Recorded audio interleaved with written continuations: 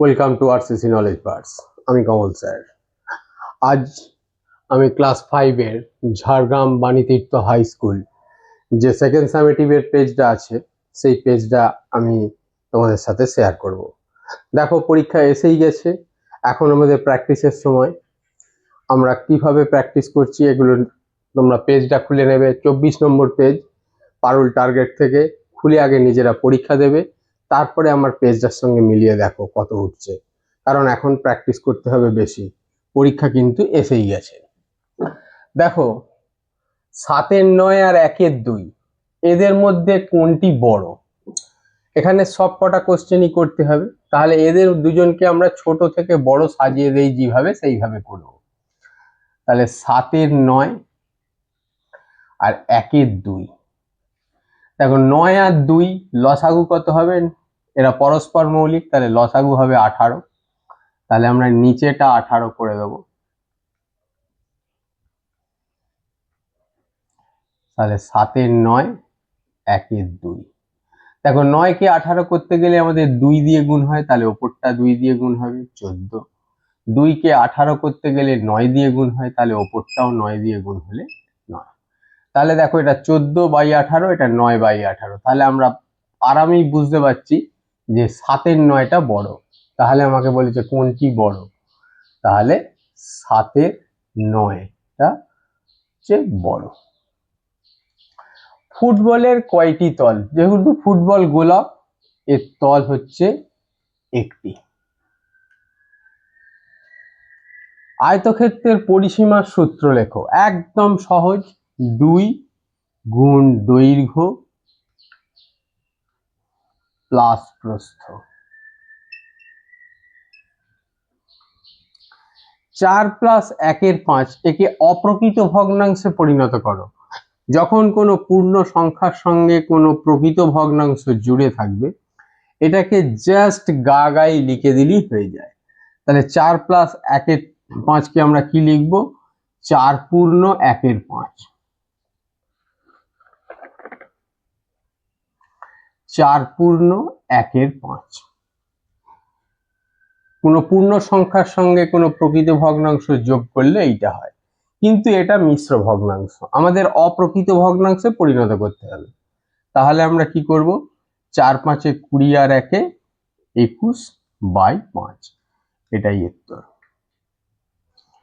তারপরে দেখো, লঘিষ্ঠ আকারে পরিণত করো। জোড় সংখ্যা আছে, প্লেন কাটাকুটি করে দাও। জোড় সংখ্যা আছে যখন, কোনো চিন্তা নেই, 2 দিয়ে কেটে যাবে, 2 × 1 = 2, 2 × 2 = 4, 4 × 2 = 8। এটা 2 × 1 = 2, 3 × 2 = 6, 2 × 2 = 4। আবার দেখো জোড় সংখ্যা আছে, তাহলে আবার 2 দিয়ে কাটবে, 6 × 2 = 12, 2 × 2 = 4। এটাও 6 × 2 = 12, আবার 6 × 2 = 12। এটা দেখো আবার জোড় সংখ্যা আছে, 2 দিয়ে কাটবে, 3 × 2 = 6, 2 × 1 = 2, 3 × 2 = 6, 3 × 2 = 6। তাহলে হলো কত? 31/33। এটাই উত্তর। পরের সংখ্যাটাতে আমাকে সঠিক চিহ্ন বসাতে বলেছে। 3-এর 7, 5-এর 7। দেখো 7 ভাগের মধ্যে 3 ভাগ, 5 ভাগ, তাহলে কনফার্ম 3 ভাগটা ছোট, তাই ছোট হলে ছুঁচ মুখটা এদিকে বসবে, তাহলে 1। ব্যাস, এই ছিল আমাদের 6খানা শর্ট কোশ্চেন। অতি সোজা শর্ট কোশ্চেন, আমরা সহজেই সমাধান করে দিয়েছি। পরবর্তী দাগে চলে যাব, 2-এর দাগ। 2-এর দাগে আমাদের এখানেও কোনো অপশন নেই। 2-এর দাগে আমাদের 5খানা অঙ্ক করতে হবে। 5টা অঙ্ককেই আমি বোর্ডে নিয়ে নিয়েছি। 2-এর দাগের 1-এ দেখো, প্রথম বলছে শূন্যস্থান পূরণ করো। এই ধরনের একটা শূন্যস্থান দিয়েছে। এগুলো করতে গেলে আমরা কি করতে হয় আমরা জানি। দেখো 11টা 33 হয়েছে, বেড়েছে মানে গুণ হয়েছে। কত দিয়ে গুণ হয়েছে? 3 × 11 = 33, 3 দিয়ে গুণ হয়েছে। তাহলে নিচেটাও আমরা 3 দিয়ে গুণ করব, 3 × 12 = 36। ব্যাস, হয়ে গেল এটা। আবার দেখো 12টা এখানে 60 হয়েছে, বেড়েছে, তাহলে কত দিয়ে গুণ হয়েছে? 5 × 12 = 60। তাহলে ওপরটা 5 দিয়ে গুণ করলে 5 × 11 = 55। পরের ফিগারটা দেখো, এটা 88 হয়েছে, এটা আছে 11, তাহলে 8 × 11 = 88, 8 দিয়ে গুণ হয়েছে, তাহলে নিচেটা 8 দিয়ে গুণ হলে 8 × 12 = 96। ব্যাস হয়ে গেল আমাদের অঙ্ক। বলছে 2 বর্গের বর্গ কত? 2 বর্গের বর্গ চেয়েছে, তাহলে 2 বর্গ কি? তাহলে 2 বর্গ মানে হচ্ছে স্কোয়ার। 2 বর্গ 4, তাহলে তার আবার বর্গ, তার বর্গ কত হবে? সেটা স্কোয়ার, তার মানে সেটা স্কোয়ার হলে কত হয়? 16। তাহলে 2 বর্গের বর্গ হচ্ছে 16। বলছে কোন বন্ধনীর কাজ সবার আগে হয়? প্রথম সবার আগে হয় রেখা বন্ধনী। রেখা বন্ধনী চিহ্নটা কিরকম? এই রকম, সবার উপরে থাকে। রেখা বন্ধনীর কাজ সবার আগে হয়। এই সংখ্যাটিকে বলছে কথায় লেখো, কি আছে? 207.02। তাহলে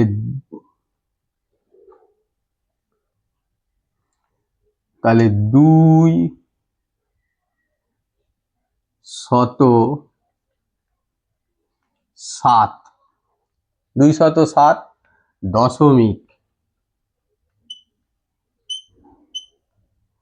কি আছে? 02।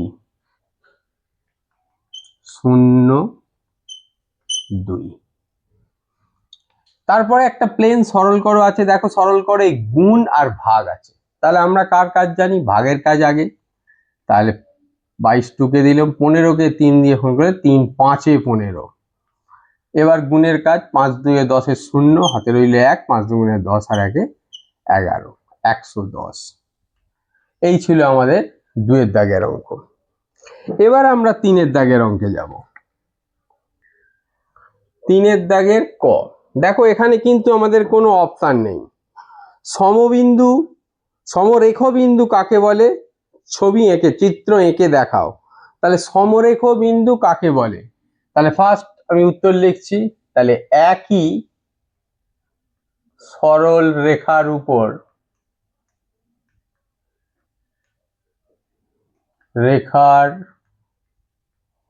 উপর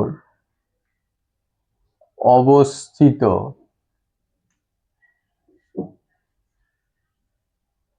বিন্দুকে সমরেখ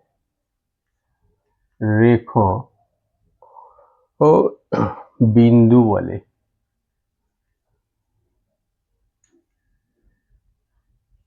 এর কিন্তু ছবি দিতে হবে। ছবিটা কি? একটা সরল রেখা আঁকবো, সরল রেখার ওপরে কয়েকটা বিন্দু নেবো, এগুলো হচ্ছে সমরেখ বিন্দুর ছবি। স্কেলে আঁকবে কিন্তু। 2 বলেছে 196 বর্গমিটার ক্ষেত্রফল বিশিষ্ট বর্গক্ষেত্রের একটি বাহুর দৈর্ঘ্য কত? তাহলে দেখো বর্গক্ষেত্রের ক্ষেত্রফল দেওয়া আছে, বর্গক্ষেত্রের বাহু বের করতে হবে। বাহু বের করার ক্ষেত্র কি? রুট ক্ষেত্রফল। তাহলে ক্ষয়ের অঙ্ক, তাহলে বর্গ ক্ষেত্রের বাহু ইকুয়াল টু কি সূত্র? রুট ক্ষেত্রফল। তার ক্ষেত্রফল কত? দেখো বইয়ে দেওয়া আছে কিন্তু 196।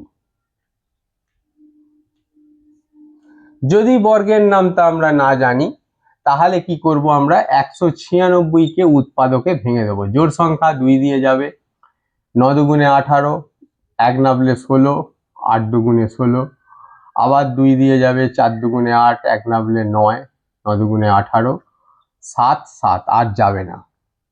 তাহলে রুট ওভার 2 গুণ 2 গুণ 7 গুণ 7, দুটোর জন্য একটা করে বাইরে বেরিয়ে আসে। দুটো 2 এর জন্য একটা 2, দুটো 7 এর জন্য একটা 7। তাহলে 7 দুগুণে 14 মিটার।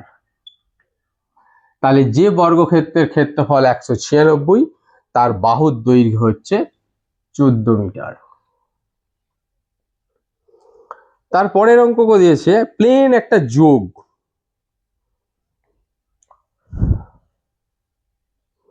অঙ্কটায় কিন্তু কিছু গন্ডগোল আছে। যোগ করতে বলেছে অথচ উত্তর একটা অড দিয়ে দিয়েছে।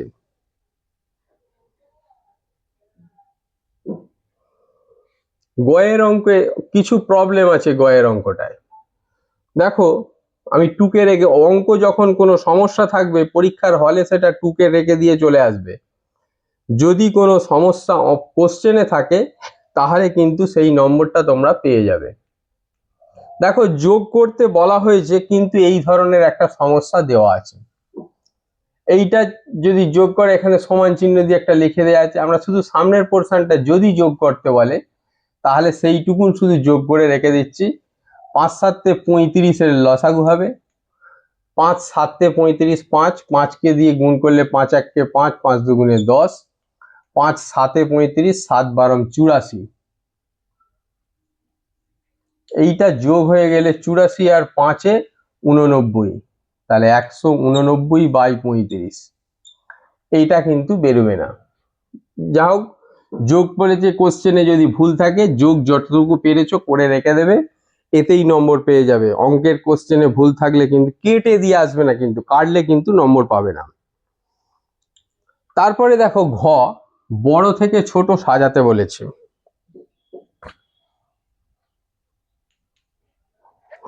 কি কি সংখ্যা আছে? 0.273,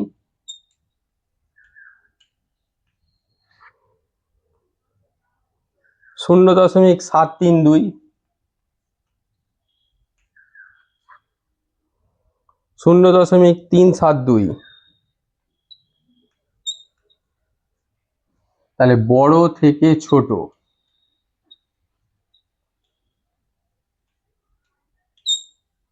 তাহলে বড় থেকে ছোট হলে দেখো সবই দশমিকের পরে 3 ঘর আছে, মানে কোনো অসুবিধে নেই। এটা 273, এটা 732, এটা 372, তাহলে 732 সবার আগে, তাহলে 0.732। তারপরে এটা, তারপরে এটা, এই হচ্ছে এর উত্তর। পরবর্তী দেখো, আমাকে বোর্ডটা একটু ক্লিয়ার করতে হবে।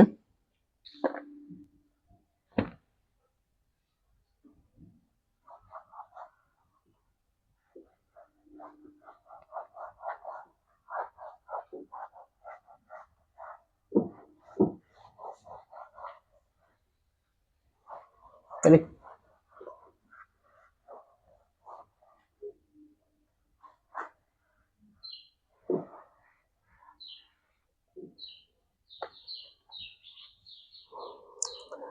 তারপরে দেখো উমার অঙ্ক বলছে 44টি লেবুর দাম 110 টাকা হলে 100 টাকায় কটি লেবু পাওয়া যাবে। ছোট্ট একটা অঙ্ক, আমরা একটুখানি ঐকিক নিয়ম করে দেব। 110 টাকায় তাহলে পাওয়া যায় 44টি লেবু, তাহলে 110 টাকায় পাওয়া যায় 44টি লেবু। 1 টাকায় পাওয়া যাবে, তাহলে কম পাওয়া যাবে, কম হলে ভাগ হয়, ভাগ হলে নিচে বসে। আর আমাকে কোশ্চেন করা হচ্ছে 100 টাকায় কতগুলো পাওয়া যাবে, তাহলে অতএব 100 টাকায় পাওয়া যাবে, 1 টাকায় যা পাওয়া যাবে তার থেকে বেশি, তাহলে 44 বাড়লে গুণ, গুণ হলে ওপরে বসে। একটা শূন্য কেটে যাবে, 11 দিয়ে কাটলে 4 4 11, এই 4 10 40টি লেবু পাওয়া যাবে। এটাই উত্তর। তারপরে আবার একটা প্লেন সরল করো আছে, সরল করোটা আমরা করব চ। এই সরল করোটা আমার আছে। তাহলে দেখো প্রথম আমরা করব ফার্স্ট ব্র্যাকেটের কাজ, তাহলে 7 3 + 8। এখানে দেখো কি আছে, 3 আর 2 যোগ করে 1 বিয়োগ, 3 আর 2 যোগ করলে কত হয় 5, 5 থেকে 1 বিয়োগ গেলে কত হয় 4। ফার্স্ট ব্র্যাকেট শেষ হয়ে গেল, ফার্স্ট ব্র্যাকেটের কাজ শেষ, ফার্স্ট ব্র্যাকেট উঠে গেল। সেকেন্ড ব্র্যাকেটের কাজ, 8 থেকে 4 বিয়োগ গেলে কত হয় 4। এবার থার্ড ব্র্যাকেটের 4 আর 3 যোগ করলে কত হয় 7, 7কে 7 দিয়ে ভাগ করলে 1। এই ছিল আমার এখানের অঙ্ক। স্কেলের সাহায্যে 9.5 সেমি একটা সরলরেখা আঁকতে বলেছে, ওটা কিন্তু তোমরা স্কেলে আঁকবে। দেখো 4-এর দাগে আমাদের কয়ে দুটো অঙ্ক আছে। একটা চৌবাচ্চা 3-এর 8 লিটার জল ছিল, সেখান থেকে 8-এর 25 লিটার জল খরচ হয়েছে। আমি বালতি করে চৌবাচ্চায় 5-এ 16 লিটার জল ঢাললাম। এখন চৌবাচ্চায় কত লিটার জল আছে। তাহলে প্রথম অঙ্কই করে দিই, 4-এর দাগের ক। তাহলে 3-এর 8 লিটার জল ছিল, সেখান থেকে 8-এর 25 লিটার জল খরচ হয়েছে, আর তারপরে বালতি করে 5-এ 16 লিটার জল ঢালা হয়েছে, তাহলে বেড়েছে। তাহলে এই ছিল আমার অঙ্ক। এই অঙ্ক আমরা একসঙ্গেই করে ফেলতে পারি। তাহলে 16, 25, 8 লসাগু করে দেবো। 2 দিয়ে যাবে 4, 25 নেমে যাবে 8, আবার 2 দিয়ে যাবে 2, 25 নেমে যাবে 4, আবার 2 দিয়ে 1, 25 নেমে গেলে 2। তাহলে 25 দুগুণে 50, দুগুণে 100, আর 2 দুগুণে 4, মানে 400 লসাগু। 8 দিয়ে ভাগ, আমি ভাগের একটা সহজ নিয়ম শিখিয়েছিলাম, যত দিয়ে ভাগ করবে এখান থেকে সেটাকে বাদ দিয়ে দেবে। এখন 2 দুগুণে 4, 4 দুগুণে 8, বাদ হয়ে গেলে পড়ে রইল কি 25 দুগুণে 50, তার মানে 50-কে 3 দিয়ে গুণ, 3 50-এ 150। 25 দিয়ে ভাগ, যখন 25টাকে বাদ দিয়ে দাও তাহলে পড়ে আছে কি 2 দুগুণে 4, 4 দুগুণে 8, 8 দুগুণে 16, 16 হবে। 16 ইন্টু 8, 8 16 128।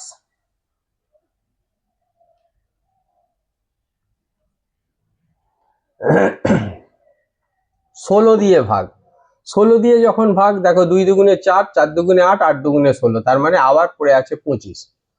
25-কে আমরা 5 দিয়ে গুণ করলে 5 25-এ 125। এবার আমাকে দেখো এখান থেকে এটা বিয়োগ করা যায়, কিন্তু আমরা যোগটাকে আগে করে নেব। 150 আর 125 যোগ করলে 275, 275, সেখান থেকে 128 বিয়োগ। সবসময় বিয়োগটা পরে করবে, এক্ষেত্রে সুবিধে হয়। তাহলে 275 থেকে 128 বিয়োগ, 8 করে দিতে 5, 5 মানে 15, 7 দিতে 15, হাতে রইল 1, 2 আর 1-এ 3, 3 করে দিতে 7, 4 দিতে 7, 1 করে দিতে 147/400 লিটার। আমাকে কোয়েশ্চেন করা হচ্ছে তাহলে চৌবাচ্চায় কত লিটার জল আছে। অতএব চৌবাচ্চায় 147/400 লিটার জল আছে। এই হচ্ছে আমাদের উত্তর। পরবর্তী কোশ্চেন ক্ষয়ে, এখানেও একটা সরল করো আছে, দুটো সরল করো আছে, একটাকে করতে হবে আমাদের। আমরা দ্বিতীয় সরল করোটাকেই করে দিচ্ছি। খ অথবা, দাগ নম্বর কিন্তু অথবার হলে অবশ্যই অথবাটা লিখবে। ফার্স্ট ব্র্যাকেটে দেখো আছে এখানে 1-এর 2 প্লাস 2-এর 9 বিয়োগ 5-এর 15 প্লাস 5-এর 18। এইটা আমার অঙ্ক। তাহলে দেখো ফার্স্ট কাজ হচ্ছে আমার ফার্স্ট ব্র্যাকেটে। তাহলে ফার্স্ট ব্র্যাকেটে কাজ করলে আমরা কি হবে, 9 আর 2 লসাগু হবে 18, 9 দুগুণে 18, 9 1-কে 9, 9 2-এ 18, 2 দুগুণে 4, মাইনাস 5/15 প্লাস 5/18। এখানে দেখো যোগটা করলে 4 আর 9 যোগ করে দিলে আমাদের 13 আর 18 বিয়োগ 5-এর 15 প্লাস 5-এর 18। এখানেও 18 15 লসাগুটা আমরা করে দেব। 18 15 18, এটা দেখো 18 দিয়ে যাবে, 18 1 15 নেমে যাবে, 18 1, তার মানে 18 ইন্টু 15, 18 ইন্টু 15 যদি গুণ করে দেয় 8 15 120, শূন্য হাতে রইল 12, 15 আর 12 হচ্ছে 27, 270। এবার দেখো একই থিওরি, 18 দিয়ে ভাগ করছি, 18টা বাদ হয়ে যাবে, তাহলে পড়ে থাকবে 15, 15-কে 13 দিয়ে গুণ, 15-কে 13 দিয়ে গুণ করলে 3 15 45-এর 5, হাতে রইল 4, 15 1-কে 15 আর 4-এ 19, তোমরা কিন্তু রাফে গুণ করে বসাবে যদি মুখে মুখে গুণ করতে না পারো। 15 দিয়ে ভাগ করলে 18 পড়ে থাকবে, 5 18 90। 18 দিয়ে ভাগ করলে দেখো আবার 15 পড়ে থাকবে, 5 18 18 দিয়ে ভাগ করলে 15 পড়ে থাকবে, 15 5 15 75। তাহলে এখানেও দেখো আগে আমরা যোগটা করে নেব। 195 আর 75 যোগ করে দিলে কত হয়? 5 আর 5 10 শূন্য, হাতে রইল 1, 10 আর 7 17 7, হাতে রইল 1, 270 মাইনাস 90 বাই 270। 270 থেকে 90 বিয়োগ গেলে এটা কত হয়? শূন্য। 9 কত দিতে? 17, 8 দিতে, হাতে রইল 1, 180 বাই 270। শূন্য শূন্য কেটে যাবে, 9 দুগুণে 18, 3 9 27। তাহলে 2 এর 3 হচ্ছে এর উত্তর। এই রাফটাকে মুছে দেবে, 2 এর 3 উত্তরের। এই ছিল আমাদের সেকেন্ড অঙ্ক।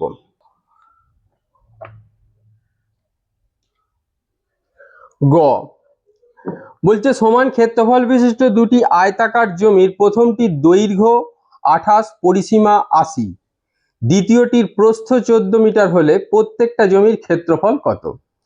তাহলে দেখো সমান ক্ষেত্রফল বিশিষ্ট জমি বলেছে, তাহলে পরিসীমা আমাকে বলে দিয়েছে 80, ঠিক আছে। তাহলে পরিসীমা যদি বলে দেয় প্রথম জমির, তাহলে প্রথম আয়তাকার জমির পরিসীমা, পরিসীমাটা কত দেওয়া আছে দেখো, পরিসীমা হচ্ছে 80 মিটার।